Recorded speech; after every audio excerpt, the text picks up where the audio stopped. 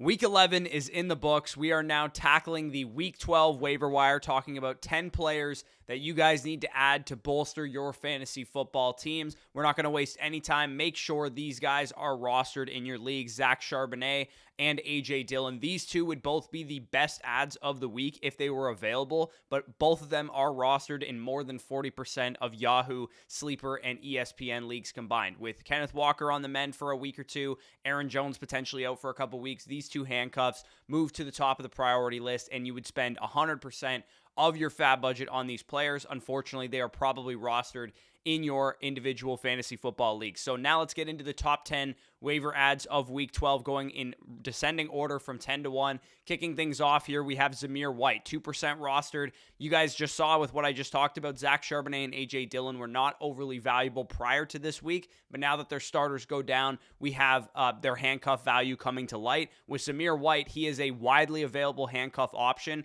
Fantasy playoffs are on the horizon right now, and Josh Jacobs has taken a lot of touches this season. We're hearing that, Antonio Pierce, the interim head coach, is saying the magic number for us is 20 plus. They're going to feed him a lot of touches, and that makes Zamir White an RB2 if anything should happen to Josh Jacobs. So why not hold Zamir White now before he becomes valuable instead of that wide receiver 6 that you're holding? You can drop your second quarterback, your wide receiver 6 type like Elijah Moore or, Tyler Boyd or something like that, your second tight end. Whatever you're rostering right now, you might as well roster a guy like Zamir White instead. Hold him on your roster, stash him for the fantasy playoffs, and I'll actually be dropping a video about a week from today about the best stashes for the fantasy football playoffs. Number 9 on this list is Rico Dowdle. Again, same exact logic here with Rico Dowdle. He's played well this season in relief of Tony Pollard, but Tony Pollard goes down. Obviously, Rico Dowdle would become very, very valuable. He would be the next man up in this backfield. He would be, the lead back for a top 10 scoring offense. Nothing else to add other than a couple of nice matchups there.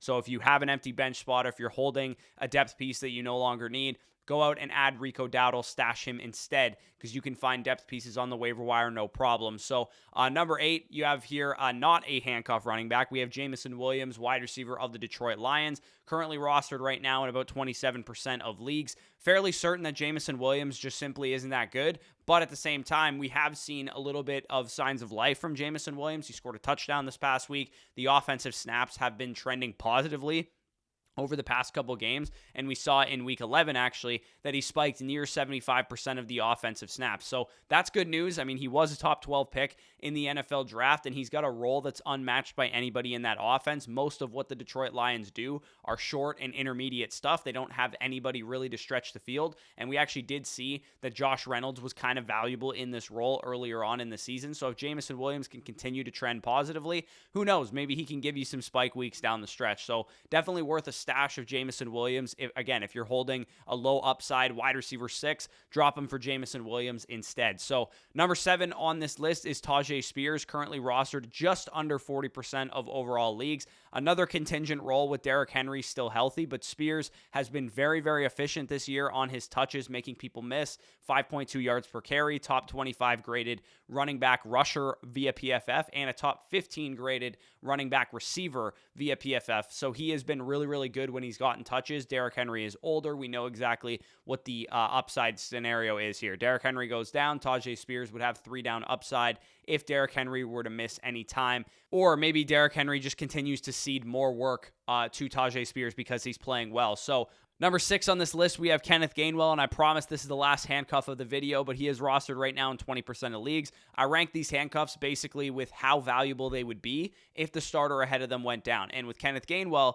DeAndre Swift has been really good in his role. We saw another good game from him last night. He has not finished a full season in his entire career, though, and Gainwell is one injury away from being the starter for an elite NFL offense in the Philadelphia Eagles. Gainwell remains a strong contingency hold if you're currently wasting a bench spot on Tyler Boyd or somebody like that. So another good handcuff option for those of you guys that need to line your bench with some upside. Now let's get into my top 5 waiver ads, and these guys are a lot more, flex production type of options if you guys are in need of a starter right away. Number 5 on this list is Khalil Shakir, who I have rostered right now at 15% according to Sleeper, Yahoo, and ESPN combined rostership.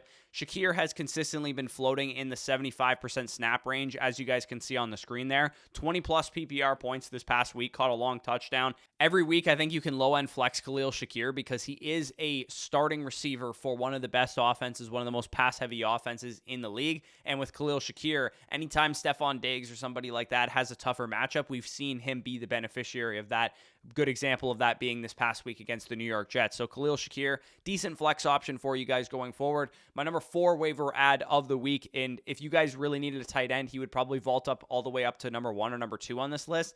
Isaiah Likely, tight end of the Baltimore Ravens. Of course, we know that Mark Andrews is now out for the season. Isaiah Likely, in relief of Mark Andrews last year as a rookie, averaged 6.3 targets per game, 9.3 PPR points per game, had one big performance that got everybody excited in the 3 games without Mark Andrews last year as a rookie tight end. So as a rookie, we saw him actually perform. Logical replacement for those of you guys that lost Mark Andrews as well. If you guys just need a quick tight end replacement, go up and grab Isaiah Likely as one of the few tight end handcuffs in the NFL.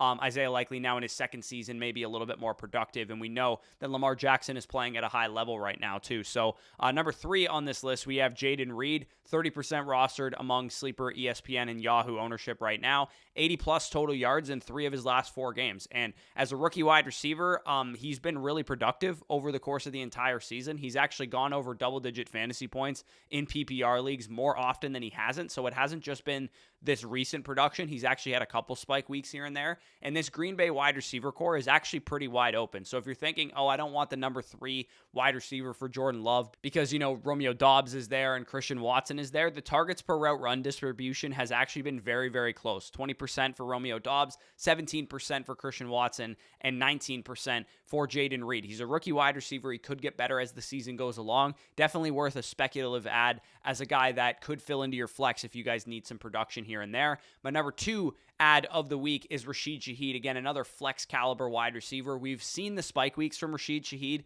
over the last couple of weeks with just over 5 targets per game. But Michael Thomas is now going to be out for a while with a knee injury. They called it significant when it happened. Not sure if he's going to be placed on IR or if he's just going to miss a couple games here and there. But there's room for Rashid Shaheed, who's a good player. We've seen him be productive on a yards per route run basis. We've seen the big plays over the course of this season for your flex spot if you guys need some depth at wide receiver. Derek Carr is probably now a lot healthier after the bye week as well. And basically, Chris Olave is the only solidified number 1 target there without Michael Thomas in the fold. So Rashid Shaheed could see his role increase a little bit. He's gotten a lot of those high A-dot type of targets, but if we can mix in a couple more of those floor targets, those screen passes, those 10-yard outs and those kind of things, we could see Rashid Shaheed go from a 5 target per game, big play threat only receiver to a 7 to 8 target per game, consistent wide receiver 3 type of flex play. So definitely keep an eye on him if you guys need a wide receiver. He's definitely a good option.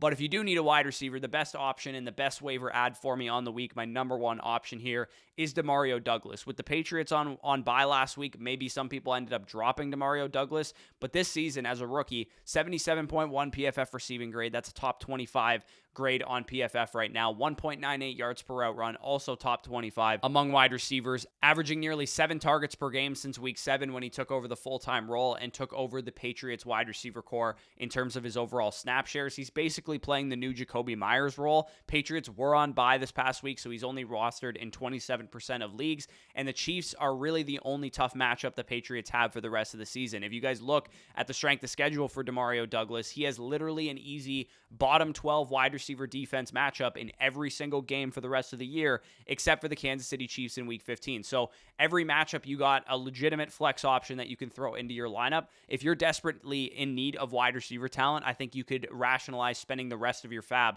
on Demario Douglas, whatever you have left, 10, 20, 30, 40 bucks on your waiver wire budget right now. So if you guys enjoyed this video, if you got some value from it, leave a like down below, subscribe to the channel if you are new around here, leave any of your waiver wire comments down below as well. I'll get to as many as I can. And if, of course, if you guys want access to all of our bonus content, all of our rest of season rankings, weekly rankings, dynasty trade value charts, a new exclusive video coming to Flock Fantasy as well, basically talking about in-season trade secrets when it comes to Dynasty Fantasy Football. You will not find that on YouTube. So if you want access to that bonus video, as well as all of our rankings and bonus content, head on over to flockfantasy.com. Use promo code FSE for 30% off. But with that being said, peace out, and we'll talk to you soon.